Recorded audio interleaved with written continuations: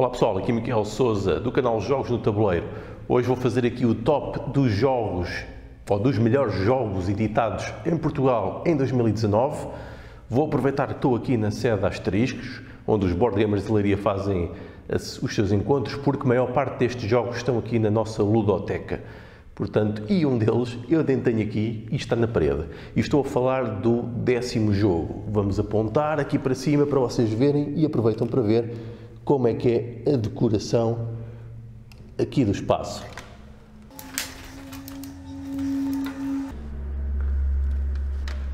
E penso que deu para ver qual é que é o número 10. O número 10 é o Just One, que está pendurado algures ali para cima, que por acaso esqueci-me de trazer essa cópia. O Just One é um jogo que ganhou o Spiel des Jahres, como sabem, penso que o ano passado, mas é um jogo muito importante. Porquê? Porque é muito simples, é um jogo cooperativo, em que, através daquelas placas em que estão a desenhar, conseguem rapidamente fazer um jogo com regras muito simples, que acaba por vos aproximar e até dá alguns momentos de humor enquanto estão a jogar o jogo, e pode servir para partilharem até histórias, se quiserem adaptar o jogo. Lá está, é um jogo muito simples, um jogo editado pela Maropiaf, a Portugal, e que me parece um bom party game para terem, embora nem todas as pessoas possam gostar deste jogo, porque é um pouco mais rápido, um pouco mais um party game. Nem toda a gente gosta disso, não é aqueles típicos jogos de estratégia e de gestão. Isto também faz refletir sobre este próprio top, que provavelmente vão ter aqui jogos que não estão no meu top habitual, ou os jogos que eu gosto mais de jogar. No entanto, são bons jogos, obviamente. No entanto, podem não entrar bem nos gostos pessoais de algumas pessoas, mas isso acontece um pouco com todos os jogos. Então, e o número 9 é o Istanbul Dice. Joguei também umas 2 vezes ou 3, salvo erro. É um jogo interessante para jogarem rapidamente, é muito rápido, capta alguma da essência do Istanbul original, um jogo editado pela Mebo, que conseguem comprar a um preço também bastante reduzido, e tem aqui um jogo interessante com alguma estratégia, embora tenham que lidar com dados, e com alguma tática também, conseguem montar pequenos motores de produção, nada muito complexo, mas dá-vos algum sentimento de acumulação e de construção de algo. Um jogo que é bastante simples e rápido. Número 8. O número 8 é o Railroad Inc. O jogo foi editado pela Diver Centro de Coimbra. Trata-se de um roll and write, muito conhecido, também foi bastante famoso em Essen, penso que há 2 anos.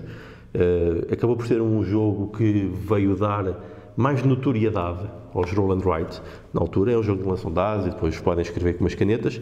Este particularmente eu gosto mais, ou gosto bastante, porque acaba por ser uma rede de transportes, e isto, planeamento de transportes, são coisas que me dizem algo. No jogo também conseguem comprar em Portugal agora por um preço reduzido e que tem muita qualidade nos componentes, o jogo em si, sendo que tem a versão azul e a versão vermelha também. O número 7 é o Clube Detetive, um jogo também editado pela Mebo, que vem partir aqui do princípio destas cartas com desenhos surrealistas que nós vinhamos no Dixit, e dar uma nova abordagem inspirado, eu diria que no Fake Artist Arrives at New York. Penso que é uma coisa assim, o jogo original, desenhar aqui numa nova abordagem para cartas, que acaba por tornar o jogo mais simples, porque todas as pessoas conseguem fazer algum storytelling com as cartas em si. E tem sido um jogo que pelo menos eu tenho experimentado bastante, e tem provado ser bastante divertido e agradar a bastantes pessoas. Mesmo a mim, que não gosto muito destes jogos de storytelling, acabo por gostar, porque tem um elemento de bluff. Porque há sempre um jogador que tem que estar a fazer bluff e os outros têm de estar a avaliar, independentemente do storytelling, se realmente há a haver bluff ou não no jogo, e isso torna-o bastante interessante. O número 6, para mim, é o Garrum, um jogo da Pitágoras, em que acaba por ser um jogo abstrato, apesar de ter aqui o tema do Garrum, deste preparado de peixe, que era um tempero famoso no mundo romano, do Império Romano e não só. Acaba por ser um jogo abstrato, mas um jogo bastante simples, e conseguem pôr qualquer pessoa a jogar, sendo um bom familiar. Ele está bastante bem construído, bastante bem desenhado, é apelativo e acaba por ser um bom jogo para introdução ou então como um jogo para jogar assim no intervalo até chegarem a um jogo maior, quando estão à espera de jogadores. Eu diria que tem esse potencial e acaba por ser um jogo interessante, muito tático, mas também com alguma estratégia. Vocês podem definir mais ou menos a estratégia que querem, mas depois é muito tático em relação às opções que tomam cada turno. O número 5, para mim, é o Porto, que é um jogo do Orlando Sá, conhecido, também editado pela Mebo, que tem este jogo, que eu quando joguei isto fiquei um bocado com a sensação do Ticket to Ride, por causa de ir buscar as cartas para construir então aqui a Baixa Ribeirinha do Porto, mas acaba por ser mais estratégico ou mais interativo do que o Ticket to Ride, porque andamos a fazer a interação entre os vários níveis dos vários apartamentos, dos vários prédios, e acaba por ser interessante nisso. O jogo está bastante bem ilustrado também. Eu gosto muito da parte urbana, sinceramente não gosto tanto destas decorações das francesinhas e dos dragões e destas coisas por aqui.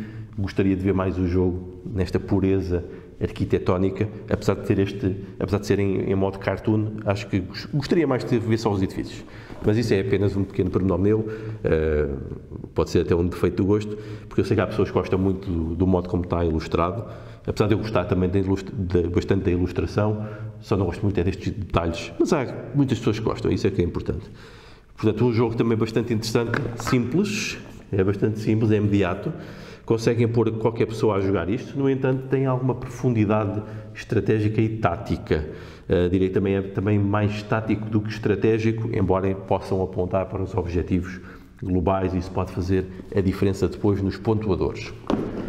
O número 4,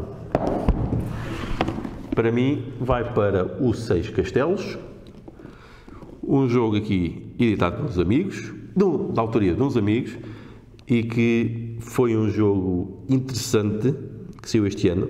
É muito bom começar a ver as editoras como a Pitágoras a apostar nestes jogos já com mais substância, num jogo que parece um jogo simples, mas que depois não é assim tão simples quanto parece, tem bastante que se lhe diga, num jogo de tile placement, colocar peças. Este jogo é da autoria do Costa e do Rola, e que foi aqui editado pelo David Santos Mendes. Eu diria que é um ponto-chave na história dos jogos de tabuleiro modernos em Portugal, porque começa a ser a tendência de levar ao público mais familiar, algo já mais complexo. O jogo é interessante, permite várias estratégias para a vitória, está muito curto, ou seja, todas as moedas, todos os pontinhos são para serem considerados com muito valor, porque é isso que vos dá a vossa pontuação no final. O jogo funciona bem com todo o tipo de número de jogadores, não me parece que haja nenhum, embora com muitos jogadores pode haver alguma análise, paralisia da análise, porque os tiles, apesar de termos só 2 para colocar, podem ser colocados de muitas maneiras diferentes, podem ser com qualquer uma das faces, em qualquer uma das zonas do tabuleiro. Isso pode gerar alguma paralisia na análise nas decisões que se tomam. Eu só fiquei com uma sensação que não me agradou muito num jogo que eu joguei disto, e joguei vários, joguei uns 5 ou 6, foi que tive o jogo constantemente só com tiles com montanhas, e tinha sempre que jogar para castelos, em todos. Nunca tive a oportunidade de eu próprio iniciar um novo castelo, e isso condicionou-me bastante o jogo, e fiquei um bocado frustrado porque não tinha nada para mitigar isso, e estava sempre a jogar em reação, tornando o jogo bastante tático. É estratégico no sentido em que podem apontar para os objetivos globais, e a vossa estratégia pode ser, por exemplo, ir pelas moedas, como eu faço, ou tenho feito quase sempre, ou tentar recuperar o máximo de territórios possíveis para os pontuadores, ou andarem com a estratégia dos homens e a crescerem rapidamente no ranking religioso, por exemplo. Podem fazer tudo isso. No entanto, é um jogo com bastante potencial interessante, e uma vez que é um jogo rápido, é um jogo também com bastante potencial para vir à mesa. Para número 3 é o Adara. Vou só pôr aqui para verem a imagem, não conseguem ver muito bem, porque nem eu tenho o jogo, nem aqui nos Board Game Brasileira temos, mas foi um jogo que eu experimentei e gostei bastante. Fez-me lembrar um set collection, motor de produção, não tanto o Seven Wonders como eu estava a pensar, embora eu perceba as associações, embora tenha o draft e as sequências, mas pareceu-me mais um jogo de encadeamento e de fluxos, porque realmente uns rankings libertam os outros. E eu acho que o Seven Wonders é mais gestão de recursos e este é mais de encadeamento de fluxos e de interligações e de combinações de ações. Mas gostei bastante do jogo, mas acabei por depois não o adquirir, nem o temos aqui, para poder jogar novamente. No entanto, quando o joguei, e penso que joguei 2 vezes, fiquei com boa percepção do jogo e pareceu-me ser um bom título para lançar em Portugal e útil para haver esta oferta que pode agradar tanto a gamers, porque o jogo tem estratégia e tática e tem decisões interessantes que se podem tomar, e pode agradar também a públicos mais introdutórios, porque o jogo não é assim tão complicado. Parece-me um jogo bastante bem balanceado e nivelado nas decisões e nas opções que tem, porque, pelo menos pela minha experiência, vi que os resultados andavam muito semelhantes entre jogadores do mesmo nível. Portanto, não havia ali muita diferença. E o número 2, para mim, dos jogos editados em Portugal este ano, foi o Fresco. Um jogo que já não é propriamente novo, já tem uns anos, mas que a Devir trouxe para Portugal.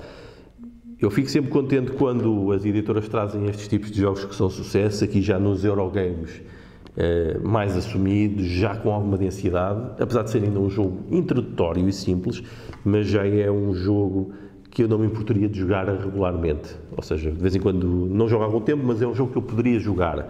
Já entra naqueles que são daqueles jogos que começam a fascinar, porque já tem decisões interessantes, já tem competição, já tem vários pontuadores possíveis, várias estratégias para a vitória, tem um motor de produção, tem aqui este mecanismo interessante de criar os pigmentos, que acabam por ser uma espécie de um set collection, de uma conjugação de recursos para chegar a objetivos, tem a gestão dos trabalhadores, o tal worker placement.